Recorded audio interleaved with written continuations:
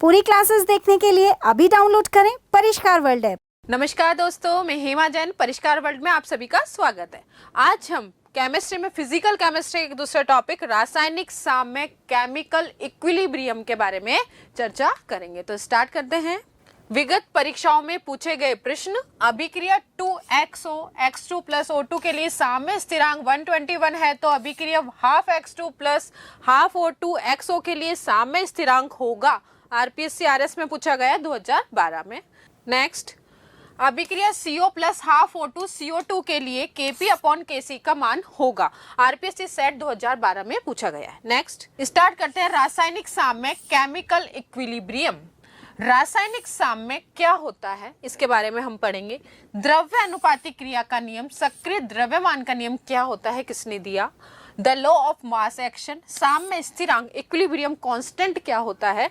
Kp व Kc में क्या संबंध है, relation between Kp and Kc।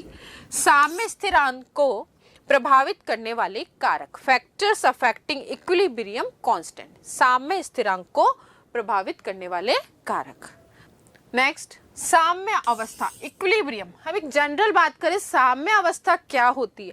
ये आपने देखा होगा, सीसा झूला जो होता है, इस पर क्या होता है, जब दोनों सेम वेट के अगर बच्चे बैठे हैं तो ये एकदम इक्विलिब्रियम पोजीशन में हो गए, दोनों बराबर में होंगे।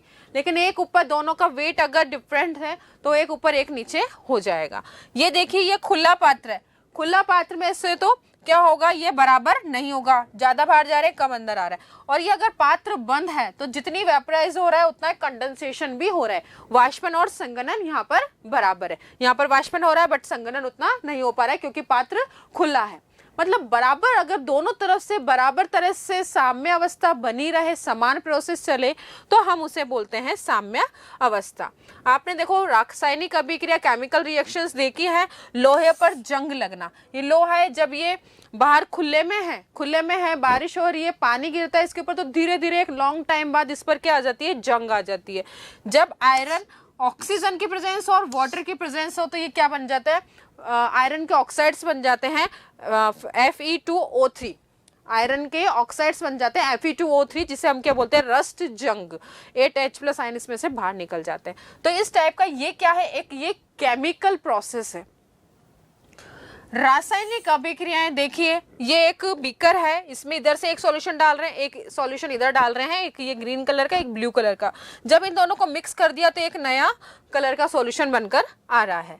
तो यहाँ पर अभिकारक और प्रोडक्ट, ये अभिकारक के अणु हैं डिफरेंट टाइप से, एक ब्लू एक ग्रीन, और जब ये प्रोडक्ट बन गए तो ये दोनों आपस में जुड़ गए। तो मतलब क्या हो रहा है, यहाँ पर रिएक्टेंट से एक नया ही उत्पाद बन रहा है, जो पहले था वो नहीं रहा। नेक्स्ट, जैसे ये आइसक्रीम थी, जब इसको आपने बाहर खुले में रख दिया तो इसको हीट मिली तो ये मेल्ट हो गई, और जब आपने इसको फ्रिज में रख दिया तो वापस से ये कूल हो गई। इधर देखिए, हमने इसको हीट दी तो ये इसके फॉर्म हो गई। रासायनिक अभिक्रिया, ये डिफरेंट टाइप की केमिकल रिएक्शन जो आप अपने डेली रूटीन में देखते हैं वो किस किस तरह की होती हैं। तो देखिए, वो दो टाइप की होती है, अनुत्क्रमणीय इरिवर्सिबल और उत्क्रमणीय मतलब रिवर्सिबल। क्या होता है ये, स्टार्ट देखते हैं। अनुत्क्रमणीय इरिवर्सिबल रिएक्शन, यहाँ पर दो टाइप के रिएक्टेंट है, A+B, जिससे क्या बन गया, C+D, दो टाइप के प्रोडक्ट बने। और उत्क्रमणीय में क्या होता है, A+B से C+D बन रहा है, और C+D से वापस से क्या बन रहा है, A+B। तो यहाँ पर हम बोलेंगे ये क्या है, साम्य अवस्था। मतलब जितना आगे बना उतना ही वापस से पीछे, इधर से आगे। तो ये इस दिशा में, तो इसको क्या बोला जाएगा, अग्र अभिक्रिया A+B।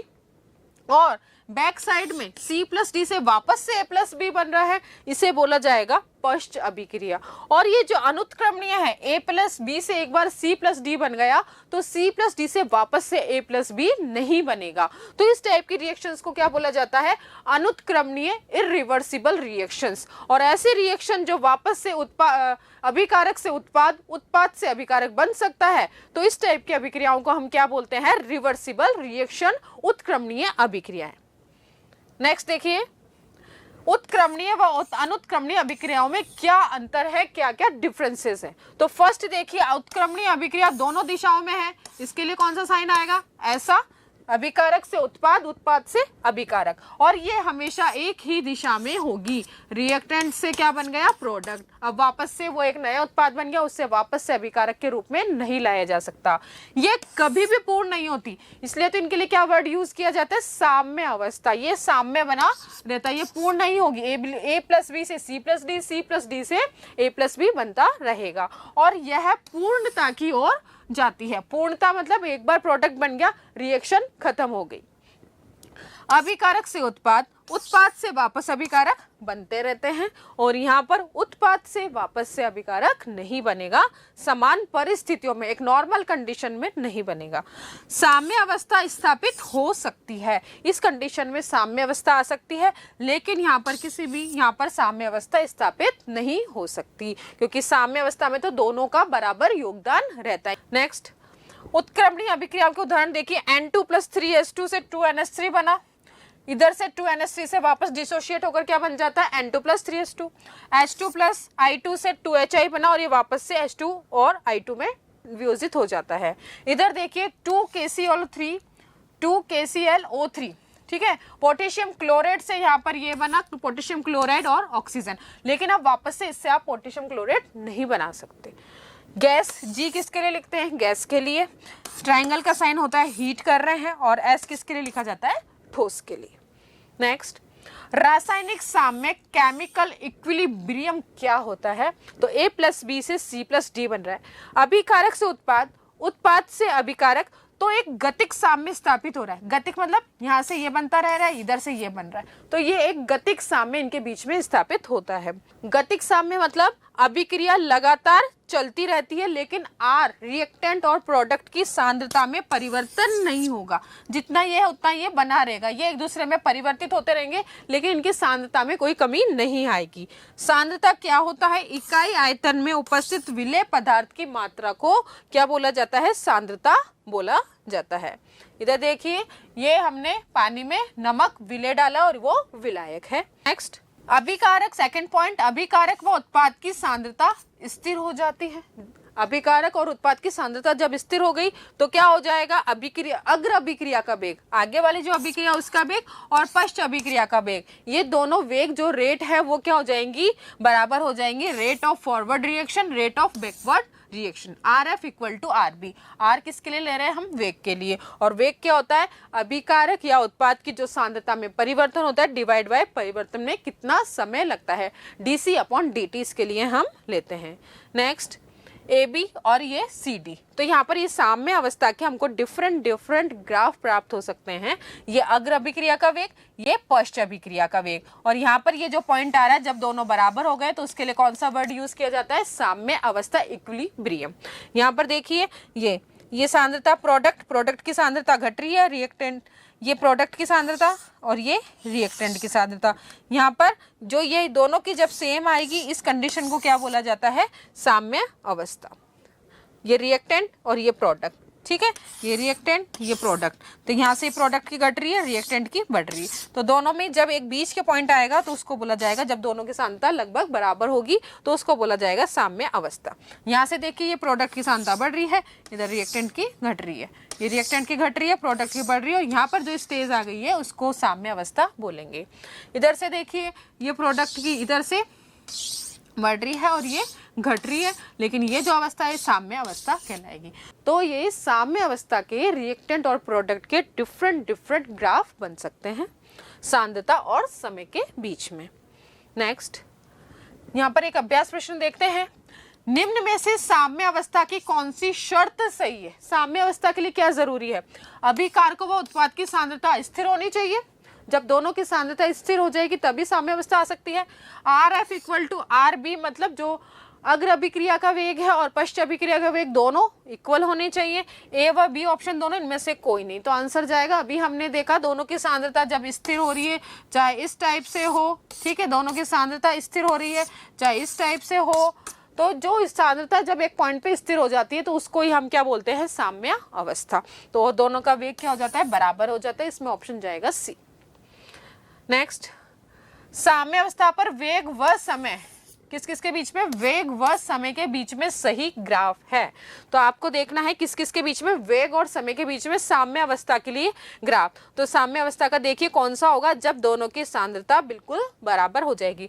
तो इस केस में भी बिल्कुल बराबर नहीं है, यहाँ पर भी देखिए बराबर नहीं आ रहा है, यहाँ पर भी ये छोटा और ये ऐसे जा रहा है, यहाँ पर भी ये ऊंचा और ये, दोनों में बिल्कुल इक्वलिटी नहीं है। लेकिन डी ऑप्शन है जहाँ पर ये बिल्कुल जाकर दोनों सेम एक उस पर हो जाएंगे, तो ऑप्शन जाएगा इसमें डी। तो वेग व समय में ये साम्य अवस्था पर ये ग्राफ आएगा।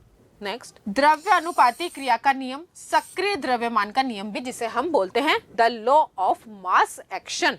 लॉ ऑफ मास एक्शन किसने दिया था, गुल्डबर्ग और वागे ने। इन्होंने क्या बताया, किसी अभिक्रिया का वेग, कोई भी अभिक्रिया उसका जो वेग होता है, उसके रेट ऑफ रिएक्शन होती है, वो अभिकारकों के सक्रिय द्रव्यमानों के गुणनफल के समानुपाती होती है। और सक्रिय द्रव्यमान क्या होता है, प्रभावी सांद्रता। सक्रिय द्रव्यमान क्या है, हम प्रभावी सांद्रता को बोला जाता है सक्रिय द्रव्यमान, या इसे हम सक्रियता भी बोल देते हैं। और जो नॉर्मल सांद्रता वर्ड है वो गैसीय अवस्था में लिया जाता है। तो ए प्रोपोर्शनल होगा किसके, सी, क्योंकि सक्रियता क्या एक प्रकार से सांद्रता ही है। और यहाँ पर हमने कांस्टेंट लगाया गामा सी। तो ए तो क्या है, सक्रियता जो प्रभावी सांद्रता है, ए सी सांद्रता है और गामा एक सक्रियता गुणांक है। ए क्या है, सक्रियता जो प्रभावी सांद्रता है, और सी सांद्रता है, गामा क्या है, सक्रियता गुणांक है। नेक्स्ट, गुल्डबर्ग व वागे के नियम के अनुसार क्या कहा गया, अभिक्रिया का वेग r किसके प्रोपोर्शनल होगा, क्रिया कारक की सांद्रता के सक्रिय द्रव्यमान के। ए और बी क्रिया कारक है, ठीक है। तो ये ए का सक्रिय द्रव्यमान, हमको इस टाइप से इसको लिखते हैं ब्रैकेट में। ए का सक्रिय द्रव्यमान लिखना है तो हम इसको ऐसे लिखेंगे, ठीक है। बी का लिखना है तो हम इसको ऐसे लिखेंगे। प्रोपोर्शनल साइन को यहाँ से हम प्रोपोर्शनल साइन हटा रहे हैं, तो यहाँ पर एक कांस्टेंट आ गया के ए बी, और यहाँ R इजिकल टू के सी ए सी बी। सी ए सी बी क्यों लिख दिया, हमने इसको सांद्रता के फॉर्म में लिख दिया। K क्या है, वेग स्थिरांक। अभिक्रिया A प्लस 2B और C प्लस 2D के लिए अगर हम गुल्डबर्ग और वागे के अनुसार लिखे रेट ऑफ रिएक्शन, तो क्या हो जाएगा, क्रिया कारक की सांद्रता देखनी है तो A, यहाँ पर ये क्या आ जाएगा B, ये जो इसका स्टोइकोमेट्रिक गुणांक है ये कहाँ चला जाएगा, इसकी पावर में। तो ये K equal to A B square. तो हम डिफरेंट रिएक्शंस के लिए गुल्डबर्ग व वागे के अनुसार क्या लिख सकते हैं, अभिक्रिया के लिए हम अभिक्रिया का वेग का समीकरण लिख सकते हैं जो क्रिया कारक की सांद्रता के डायरेक्ट प्रोपोर्शनल होता है।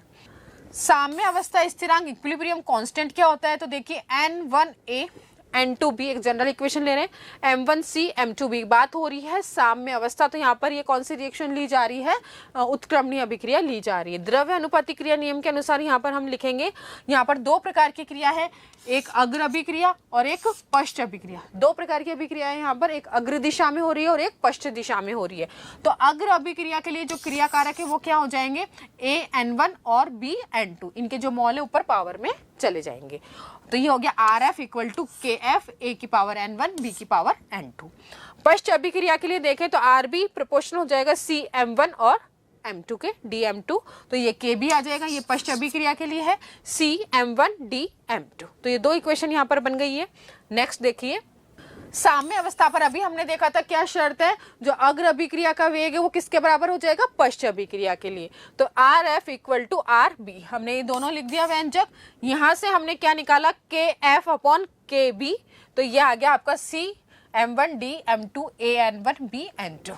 और इस KF अपॉन KB को हमने क्या लिख दिया, एक नया स्थिरांक नाम दे दिया KC, जिसे हम बोलते हैं साम्य अवस्था स्थिरांक। देखिए CM1 दो साम्य अवस्था स्थिरांक इक्वल टू क्या हो गया, CM1 DM2 AN1 BN2। COD क्या है, ठीक है, ये अग्र अभिक्रिया के लिए क्या हो गए, उत्पाद हो गए।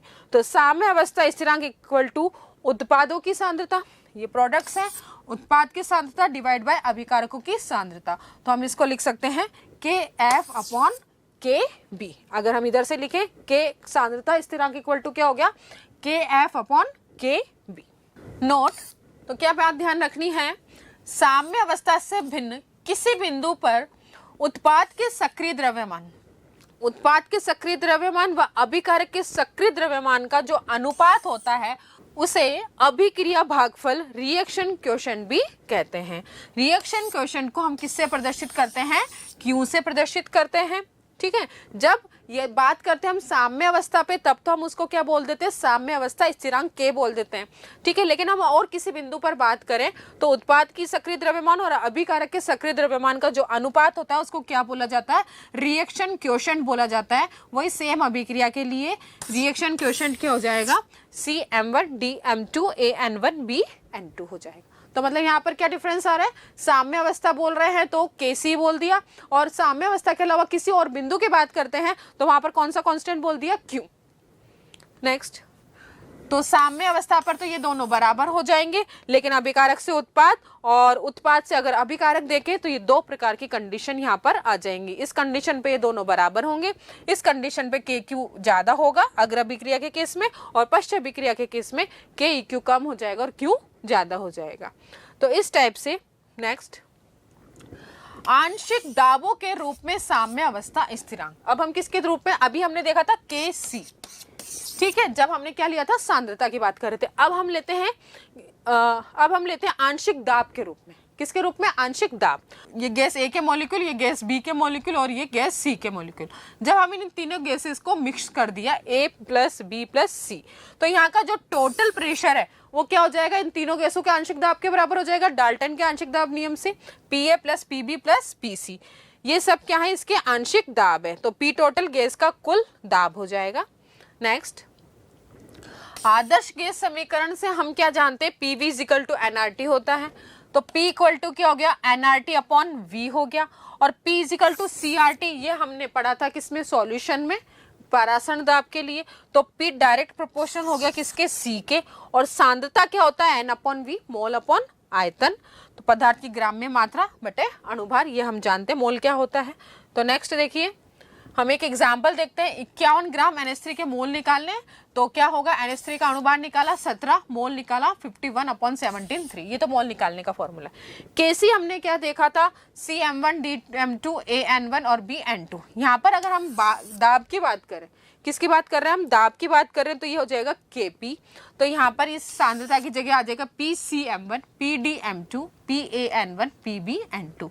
तो ये जो PA PB PC और PD है वो क्या है, A B C व D के क्या है, आंशिक दाब है। ये हमने 3 टाइप की जो गैसेस लिए उनके आंशिक दाब है, क्योंकि दाब के गैसेस के केस में हम क्या यूज करेंगे, आंशिक दाब।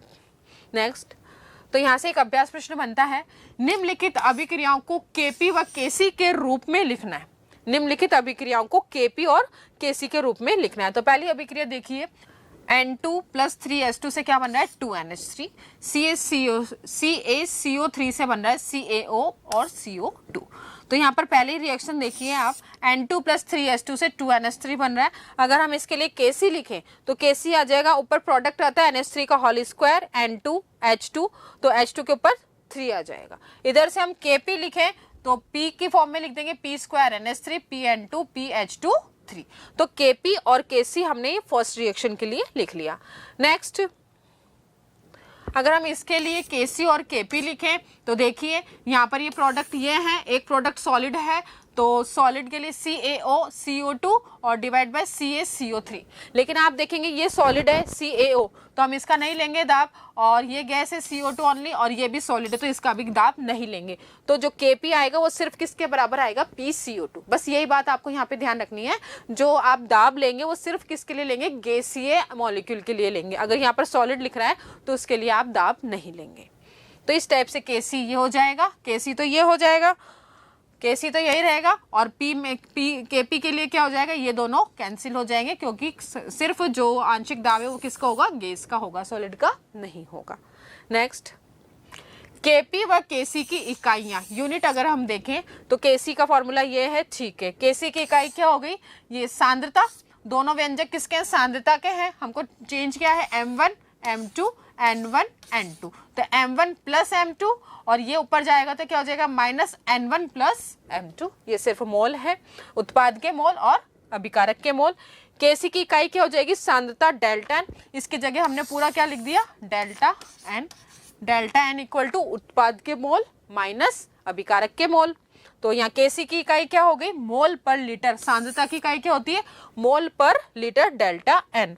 और अगर Kp की बात करें तो यहाँ सांद्रता की जगह क्या आ जाएगा, ATM, एटमॉस्फेरिक प्रेशर, क्योंकि प्रेशर है तो ATM आ जाएगा और ऊपर डेल्टा एन रहेगा। ठीक है, दाब की इकाई एटमॉस्फेयर होती है, सांद्रता की इकाई मोल पर लीटर होती है। तो क्या हो जाएगा, Kc की इकाई क्या हो जाएगी, सांद्रता की पावर डेल्टा एन, और डेल्टा एन क्या, उत्पाद के मोल माइनस अभिकारक के मोल। वेरी सिंपल इक्वेशन है और बहुत इस पे क्वेश्चंस आ जाते हैं, तो वेरी इंपॉर्टेंट टर्म। इस पे देखो क्वेश्चन आ गया है, दी गई रासायनिक अभिक्रिया के लिए यदि t समय पर अभिकारक की शेष बची मात्रा प्रारंभिक मात्रा की 80% है तो साम्य अवस्था स्थिरांक Kc का मान ज्ञात करिए। तो यहाँ पर देखिए क्या दे रखा है, रिएक्टेंट से प्रोडक्ट बन रहा है। ठीक है, T बराबर 0 पर बात करें तो C कितना है, 1 मोल सांद्रता स्टार्टिंग में, और वो प्रोडक्ट की 0 रहेगी। लेकिन T समय में कितना परसेंट वियोजन हो रहा है, अल्फा परसेंट वियोजन होता है, तो हम जानते हैं C माइनस सी अल्फा, और इधर कितनी आ जाएगी, C अल्फा। तो देखिए, तो C माइनस सी अल्फा वो बोल रहा है ना, कितना परसेंट बचा है, 80%, और C अल्फा कितना हो गया है, 20%। ये देखिए, प्रारंभिक मात्रा की 80% है, अभिकारक की जो शेष मात्रा बची है वो क्या है, शेष बची मात्रा जो प्रारंभिक मात्रा है उसकी कितनी है, 80% है। तो क्या होगा, बची हुई कितनी रह गई, 20%, तो C अल्फा 20% हो गया। तो K इजिकल टू क्या होता है, प्रोडक्ट अपॉन रिएक्टेंट। तो यहाँ पर प्रोडक्ट तो कितना बचा है, 20% और वो 80%। तो ये आ जाएगा आपका K इजिकल टू 1/4, क्योंकि दोनों ऊपर परसेंट है इसलिए ये कैंसिल आउट हो जाएगा। तो यहाँ पर आंसर आ जाएगा 1/4। नेक्स्ट, Kp व Kc में संबंध, इनमें क्या रिलेशन होता है। तो ये देखिए वही जनरल इक्वेशन हमने ली, N1A plus N2B M1C M2D। तो Kp इजिकल टू, तो ये हो जाएगा, और P इजिकल टू क्या होता है, CRT। P यहाँ पर क्या ले लिया हमने, प्रेशर, तो PA, यहाँ पर P, क्योंकि पाई भी क्या होता है, परासरण दाब होता है, तो यहाँ पर P ले लिया है, तो CART हो जाएगा, PB क्या हो जाएगा, CBRT, PC क्या हो जाएगा, CCRT, और PD क्या हो जाएगा, CDRT। ठीक है, और यदि हम इनको सांद्रता के केस, यदि हम इनको सक्रिय द्रव्यमान के रूप में लिखे तो ये ART, BRT, CRT, DRT हो जाएगा। नेक्स्ट, तो हमने इसको लिख दिया CRT M1, DRT M2, ART N1, BRT N2, ये सब हमने उसको पावर के फॉर्म में लिख दिया। अब यहाँ पर देखिए CM1 इसको मैंने इधर कर दिया, DM2 इसको इधर कर दिया, RT M1 को हम इधर ले गए। RT क्या, इसमें भी कॉमन है इसमें भी कॉमन है, तो ये क्या कर दिया, RT M1 प्लस M2 कर दिया। ऐसे नीचे कर दिया A N1, B N2 और RT N1 प्लस N2।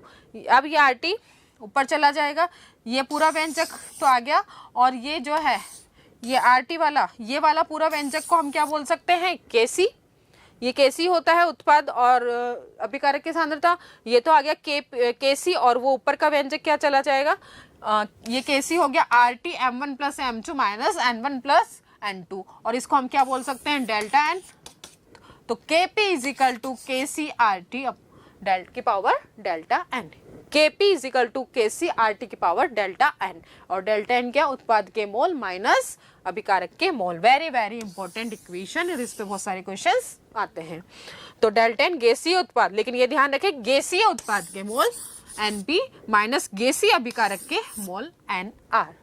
तो इससे Kp is equal to KCRT delta N, यह संबंध Kp और Kc में होता है। Next, Kp is equal to KCRT delta N के वैल्यू के आधार पर यहाँ पर 3 इक्वेशन बन सकती है। डेल्टा N की मान नेगेटिव है तो Kc ज्यादा होगा Kp से, डेल्टा N 0 है तो Kp बराबर होगा Kc के, और डेल्टा N पॉजिटिव है तो इसका मतलब Kp ज्यादा होगा किससे, Kc से। तो डेल्टा N के वैल्यू के आधार पर हम इन दोनों को डिवाइड कर सकते हैं अलग अलग इक्वेशंस में। नेक्स्ट, एक अभ्यास प्रश्न है, निम्न अभिक्रियाओं के लिए Kp व Kc में संबंध लिखना है। तो ये दो अभिक्रियाएं दे रखी है, 2SO3 से SO2 बन रहा है, और O2, 2KClO3 से 2KCl प्लस 3O2 बन रहा है। तो देखिए पहला देखते हैं 2SO3 गैस, 2SO2 गैस, और ये गैस बन रहा है। तो डेल्टा N उत्पाद के मोल माइनस अभिकारक के मोल, तो 2 और 1 3, 3 माइनस 2 1 आ गया डेल्टा N। अब Kp is equal to KCRT delta N होता है, तो Kp इक्वल टू KCRT यहाँ पर 1 आ जाएगा। तो ये क्या हो गया, Kp इजिकल टू KCRT, मतलब Kp बराबर क्या आ रहा है, KCRT, तो Kc से ज्यादा आ रहा है, तो यहाँ पर क्या इक्वेशन आ जाएगी, Kp is more greater Kc से फॉर दिस रिएक्शन। नेक्स्ट, इसके लिए देखते हैं, ये देखो सॉलिड है, हमको सिर्फ क्या लेना है, गैसीय उत्पाद के मोल और गैसीय अभिकारक के मोल लेने हैं, ये ध्यान रखना है। तो यहाँ पर आ जाएगा ये 3 - 0, क्योंकि इधर कुछ है ही नहीं है, ये सॉलिड है, हमको सिर्फ ध्यान रखना है गैसीय उत्पाद और अभिकारक के मोल लेने। तो 3 - 0 मतलब 3, तो Kp = Kc RT की पावर डेल्टा n। तो यहाँ पर क्या आ जाएगा, ये 3 आ जाएगा, तो यहाँ पर भी Kp > Kc से आ रहा है। तो यहाँ पर Kp > Kc, क्योंकि ये इसकी पावर आ रही है तो बहुत ज़्यादा बढ़ जाएगा। तो इस टाइप से हम इनके Kp और Kc में संबंध ज्ञात कर सकते हैं। जो ध्यान में रखने योग्य बात है वो यहाँ पर यह है कि यहाँ पर ये ध्यान रखना है कि गैसीय आपको अभिकारक और उत्पाद के मोल लेने हैं, सॉलिड वाले कंसिडर नहीं करने। नेक्स्ट, साम्य स्थिरांक को प्रभावित करने वाले कारक। अभिक्रिया को प्रदर्शित करने की विधि कैसी है? दूसरा, स्टोइकियोमेट्रिक समीकरण को प्रदर्शित करने की विधि कैसी है? Mode of representing the stoichiometric equation. तो पहला देखते हैं अभिक्रिया को प्रदर्शित करने की विधि। N2 + O2 2NO, आप इसको अलग अलग तरीके से प्रदर्शित करते हैं।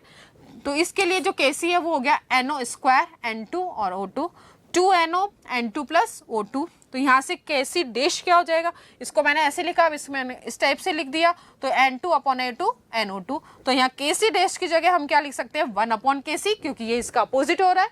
यहाँ पर ये NO² ऊपर आ रहा था, यहाँ पर ये नीचे आ रहा है, तो हम Kc डैश लिखकर इसको क्या लिख सकते हैं, 1/Kc, कि अभिक्रिया किस तरीके से लिखी गई है। तो इनके दोनों के Kc में हम संबंध बता सकते हैं।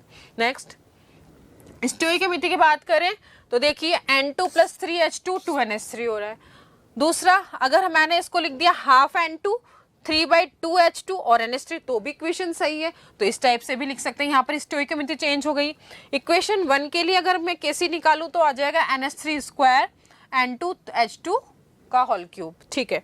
और इक्वेशन 2 के लिए अगर Kc लिखूं तो होगा NH3 N2 का पावर ½ और H2 की पावर 3/2। तो दोनों के लिए अलग हो जाएगा। तो इस टाइप से इनके अलग अलग K1 और इनके दोनों के जो साम्य स्थिरांक के मान है उनमें संबंध स्थापित कर सकते हैं। जैसे अभ्यास प्रश्न आ गया इस पर बेस्ड, N2 + O2 से 2NO बन रहा है, उसके लिए K1 ये है, ½ N2 ½ O2 NO के लिए K2 ये हो रहा है। तो K1 और K2 में क्या संबंध होगा, तो K1 भी दे रखा है, K2 भी दे रखा है। तो आप देखेंगे K1 = अगर मैं क्या कर दूं, इसका स्क्वायर कर दूं, किसका, K1 = K2²।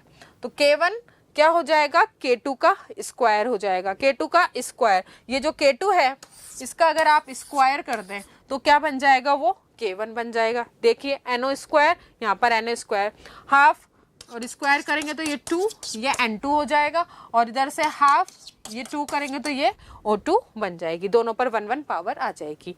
तो K1 = हम क्या लिख सकते हैं, K2 का आप क्या कर दो, स्क्वायर कर दो। तो इस टाइप से इन दोनों में रिलेशन, हम दोनों के K में साम्यावस्था स्थिरांक में रिलेशन बता सकते हैं उनकी स्टोइकियोमेट्री के आधार पर। स्टोइकियोमेट्री के आधार पर हम उन दोनों के साम्य स्थिरांक में रिलेशन बता सकते हैं। नेक्स्ट, विगत परीक्षाओं में पूछे गए प्रश्न।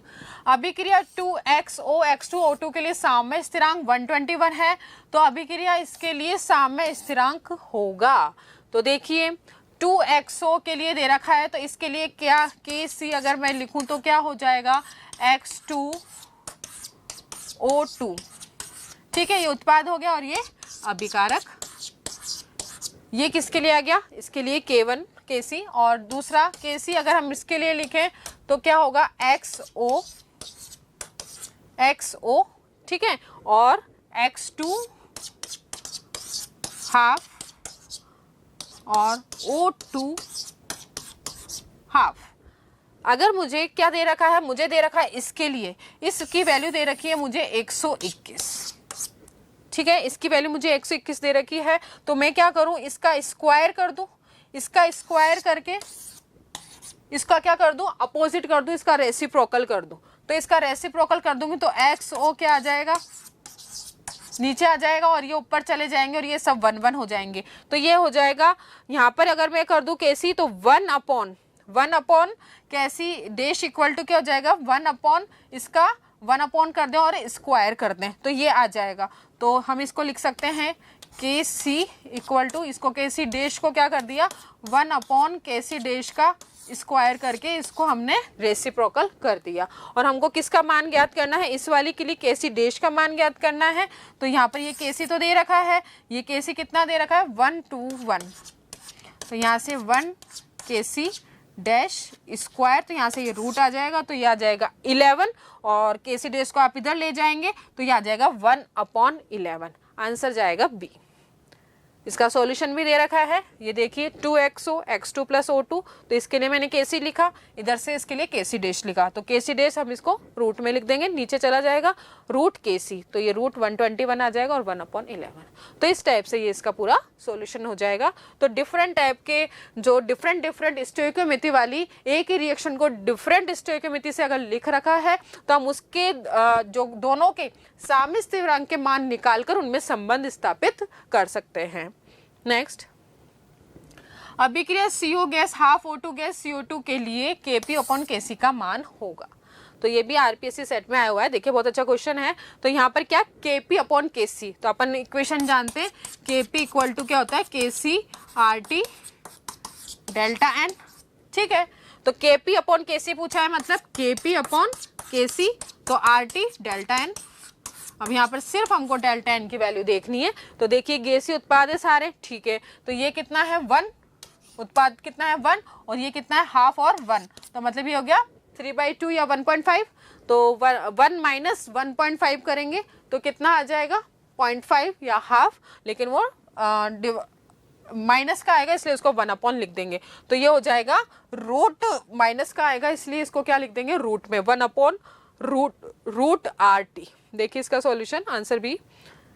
ये देखिए 1 माइनस 3/2 मतलब माइनस का 1/2 आएगा, यहाँ आप माइनस का 1/2 लिखेंगे, इसका मतलब इसको नीचे ले जाएंगे और इसको रूट में लिख सकते हैं। तो इस टाइप से ये Kp और Kc पर बेस्ड इक्वेशन, साम्य स्थिरांक में आपस में संबंध बताते हुए इक्वेशंस को हम इजीली सॉल्व कर सकते हैं छोटे छोटे इक्वेशंस के बेस पे। तो यहाँ पर रासायनिक साम्य का ये एक लेक्चर कंप्लीट होता है। इसी के साथ धन्यवाद।